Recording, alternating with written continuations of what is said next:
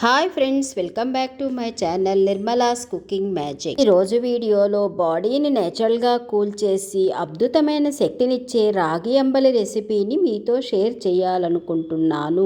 మన పూర్వీకులు ఎలా పులియబెట్టి చేసేవారో అదే మెథడ్లో చేసి చూపించబోతున్నా. ఇలా పులియబెట్టి చేయడం వల్ల మన గట్ హెల్త్కు ఉపయోగపడే గుడ్ బ్యాక్టీరియా ఫామ్ అవుతుంది.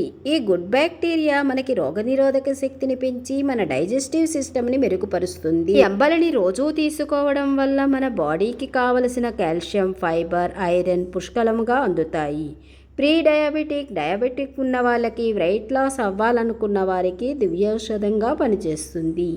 కానీ థైరాయిడ్ ఉన్న వాళ్ళు వారంలో 2 సార్లు తీసుకుంటే మంచిది. మరి ఆలస్యం చెయ్యకుండా రిచ్ ప్రోబయోటిక్స్ కలిగిన ఈ అంబలిని ఎలా చేసుకోవాలో చూసేద్దాం. ఇప్పుడు ఒక బౌల్లో 1 కప్పు రాగి పిండి తీసుకొని దానిలో 1 కప్పు నీరు వేసి ఉండలు లేకుండా పేస్ట్లా కలుపుకొని పక్కన పెట్టుకోండి.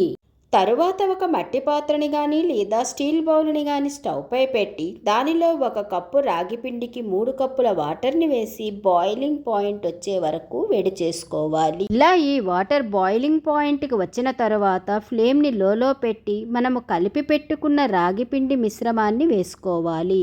తరువాత ఈ మిశ్రమాన్ని కంటిన్యూయస్లీ కలుపుతూ కుక్ చేసుకోవాలి. రాగిపిండి మిశ్రమాన్ని నీటిలో వేసిన వెంటనే చిక్కపడిపోతుంది. కానీ లో ఫ్లేమ్లో అడుగు పట్టకుండా కలుపుతూ పిండి మొత్తము ఉడికి చిక్కని మిశ్రమంలా, అంటే గరిటికి అంటుకోకుండా జారిపోయే వరకు ఉడికించుకోవాలి. లో ఫ్లేమ్లో మనము ఉడికించుకోవడం వల్ల రాగిపిండి బాగా ఉడికి గట్టిపడుతుంది.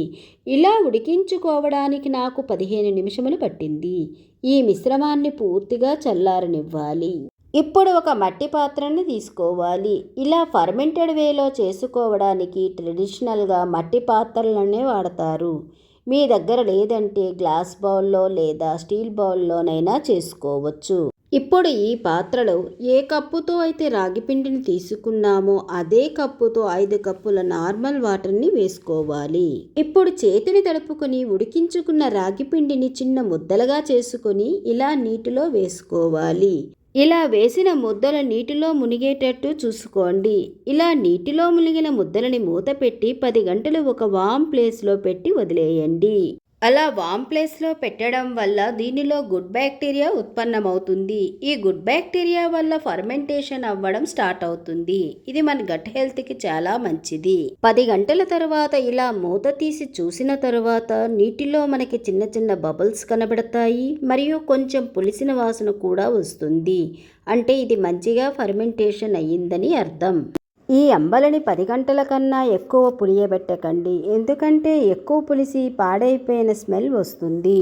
ఇలా పులిసిన అంబలిని చేతులు బాగా కడుక్కొని చేతితో మెదుపుతూ ఉండలు లేకుండా కలుపుకోండి. ఇలా కలుపుకున్న తర్వాత దీనిలో 1 కప్పు పెరుగుని వేసి నేను చూపించిన విధముగా విస్క్ చేసుకోండి. దీనిలో పెరుగుని వేయడం వల్ల ఈ అంబలి యొక్క టేస్ట్ ఇంకొంచెం పెరుగుతుంది. మరియు దీని యొక్క కూలింగ్ ప్రాపర్టీస్ కూడా మనకి అందుతాయి. ఇప్పుడు 1 ఇంచ్ అల్లం ముక్కని, 2 పచ్చిమిరపకాయ ముక్కలని, 1 టేబుల్ స్పూన్ కొత్తిమీరని, 10 కరివేపాకులని కొంచెం క్రష్ చేసుకుని వేసుకోవాలి. ఇందులోనే రుచికి సరిపడా ఉప్పుని వేసుకుని బాగా కలుపుకొని మూత పెట్టి 10 నిమిషములు పక్కన పెట్టుకోండి. ఇలా చేయటం వల్ల కొత్తిమీర, అల్లం, పచ్చిమిరప, కరివేపాకు యొక్క ఫ్లేవర్స్ అన్ని అంబలితో మిక్స్ అయ్యి టేస్ట్ బాగుంటుంది. ఇలా చేసుకున్న అంబలిని సగం మనం సర్వ్ చేసుకొని మిగతా సగాన్ని ఫ్రిడ్జ్లో 2-3 రోజుల వరకు పెట్టుకుని తాగవచ్చు.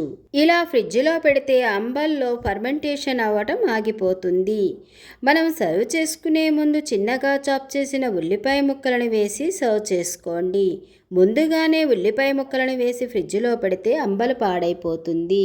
అంతేనండి, సూపర్ హెల్దీ అయి ఎన్నో ఆరోగ్య ప్రయోజనాలని, పోషకాలని కలిగిన హెల్దీ రాగి అంబలి తయారైపోయింది. ఎంతో హెల్దీ అయిన ఈ రాగి అంబలిని నేను చెప్పిన ప్రాసెస్లో ట్రై చేసి చూడండి. టేస్ట్తో పాటు హెల్దీ బెనిఫిట్స్ మీ సొంతం అవుతాయి. ఈ రాగి అంబలి రెసిపీ మీకు నచ్చిందా? నచ్చితే తప్పకుండా మీ ఇంట్లో కూడా ట్రై చేసి మీకు ఎలా వచ్చిందో నాకు కామెంట్స్ ద్వారా తెలియజేయండి. అలానే మీ ఫ్రెండ్స్కి మరియు ఫ్యామిలీ మెంబర్స్కి షేర్ చేసి నా ఛానల్ని సబ్స్క్రైబ్ చేసుకోవటం మర్చిపోవద్దు. Thank you.